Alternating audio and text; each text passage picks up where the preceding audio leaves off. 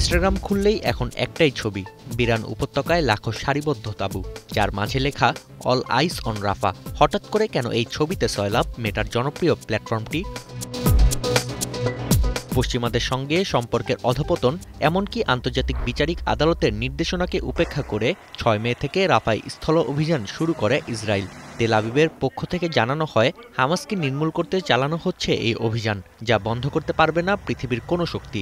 হত্যাযজ্ঞে উন্মত্ত ইসরায়েলিদের আগ্রাসনে বলি হচ্ছে নিরীহ ফিলিস্তিনিরা। সবশেষ গেল রোববার ইসরায়েল থেকে স্বীকৃত নিরাপদ শরণার্থী শিবিরে চালানো হয় বোমা হামলা। তাল আস সুলতান এলাকার এই হামলাকে দুর্ঘটনা বললেও অভিযান থামায়নি ইসরায়েল। এরপরই ইনস্টাগ্রামে ছড়িয়ে পড়ে অল আইস অন রাফা শীর্ষক ছবিটি।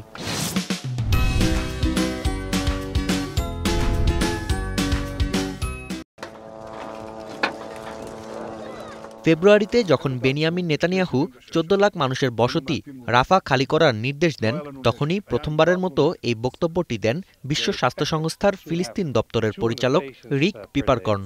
রাফায় ইসরায়েলি বাহিনীর গণহত্যা বিশ্ববাসী দেখছে, এই বার্তাটি দিতেই বাক্যটি ব্যবহার করেন পিপারকর্ন। যুক্তরাষ্ট্রের বিশ্ববিদ্যালয়গুলোয় গাজায় যুদ্ধবিরতি আন্দোলনেও ছড়িয়ে পড়ে স্লোগানটি। আর রোববার শরণার্থী শিবিরে হামলার পর ছবিটি ভাইরাল হয় সামাজিক যোগাযোগ মাধ্যমেও। গাজায় যুদ্ধ শুরুর পর রাজনৈতিক কন্টেন্ট ব্যবহারে মেটার কঠোর বিধিনিষেধ আরোপের কারণে ভাইরাল ছবিটি তৈরি করা হয়েছে কৃত্রিম বুদ্ধিমত্তার সাহায্যে। সহিংসতা, রক্ত বা মরদেহের ছবি ব্যবহার না করেও নীতিমালা মেনে কিভাবে শক্তিশালী বার্তা ছড়িয়ে দেয়া যায় তার বড় উদাহরণ তৈরি করল এআই।